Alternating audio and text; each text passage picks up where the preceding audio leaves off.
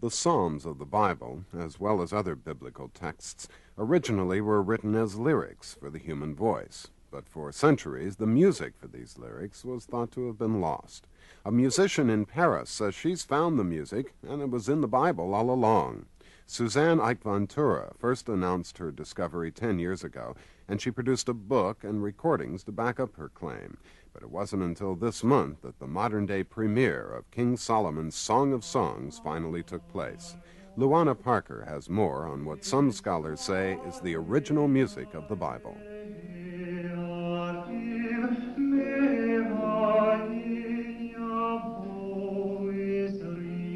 I will lift up mine eyes unto the hills, from whence cometh my help.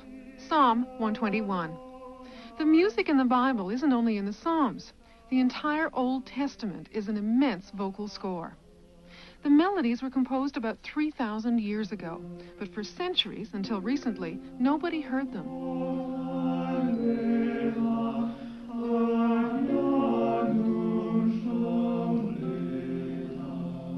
The musical notes are right there in the Bible. They're small symbols placed above and below the Hebrew text. They've always been there, but until recently, nobody knew that's what they were. They look like some of them: a right angle, an upside-down horseshoe, a diagonal line, an S fallen on its side. There are 20 altogether. Scholars thought they were there to indicate pauses, because there's no punctuation in the Hebraic Bible. Some people thought they might be musical notes, but until Suzanne Haik Vantoura came along, nobody knew for sure. She's been compared with Champollion, the French archaeologist who deciphered the Egyptian hieroglyphics on the Rosetta Stone. Vantoura, a French musician and composer now in her late 60s, is convinced she's discovered the original music of the Bible. I never had to add a note, never subtracted one. That's the essential. It really is the music of the signs. The opening of Lamentations. The first person who ever sang this music in public, based on Suzanne Haik Vantoura's discovery, was the director of an Institute of Jewish Studies in Paris. Dr. Benjamin Duvshani had seen her record, The Music of the Bible Revealed, in a store and bought it out of curiosity. Later, for Israel's Independence Day, he sang the Lamentation of David in a Paris synagogue. And before I got to the end of it, there were about 600 people crying. It was incredible. I've never seen such a thing in my life. So I understood that there is something in this music which is fantastic. The Jews have always sung the Bible, but each community has its own way, based on an oral tradition handed down over generations. I asked Dr. Duvshani to sing for me, first the way he was taught in his community, then according to the music of the Bible revealed by Haik Vantoura. הצבי ישראל, על במותיך חלל, איך נפלו גיבורים, אל תגידו וגת, אל תבשרו בחוצות אשקלון, פן תשמחנה בנות פלישתים, פן תעלוזנה בנות ערלים. This is how I would sing it in my community if they wanted me to sing those verses. Now, what happens with the music of Haik Vantoura? You want to listen to it? Yeah. הסבי ישראל, על במותיך חלל, איך נפלו גיבורים. אל תגידו ורב, אל תבשרו בחוצות אשקלון, פן תשמחנה בנות פלישתים, פן תעלוזנה בנות הערלים. Which is absolutely different. It's a new way of giving the Bible character, emotion, and everything.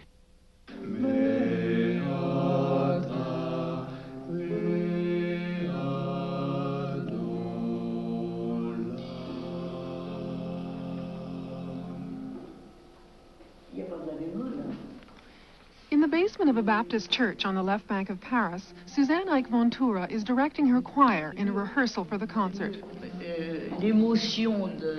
It took her 4.5 years to decipher the meaning of those 20 signs in the Bible, a process she finds virtually impossible to explain to non-musicians. I asked Haik Vantoura if she'd ever felt like giving up. Yes, I thought it was too difficult and that I'd never see the end of it.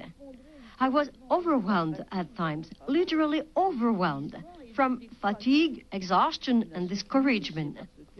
What kept me going was that from the beginning, there were marvelous texts, and I loved this music so much.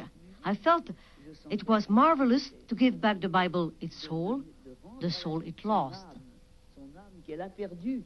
Although Haik Vantoura has an impressive list of scholars who support her, others say there's no way we can be sure. But whether or not this is, in fact, the music of the Bible, some people, such as Robert Bosquiero, the soloist who sang the role of King Solomon, are willing to accept her on faith. He says he's found spiritual food in this music.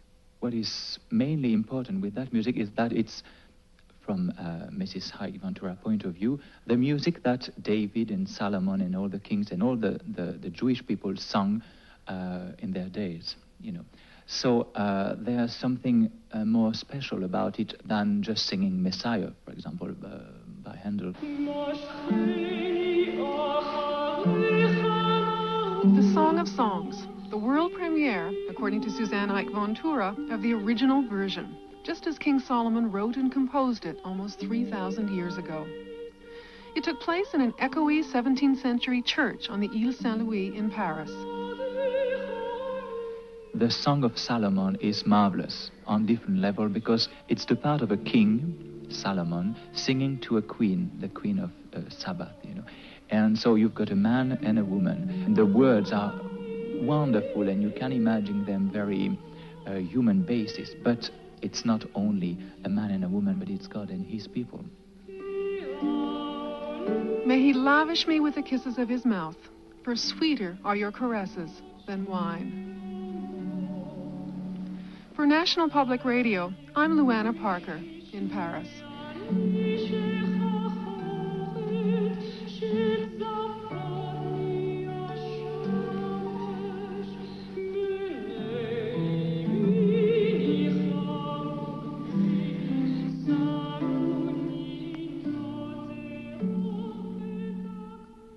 This is NPR's Morning Edition. I'm Bob Edwards.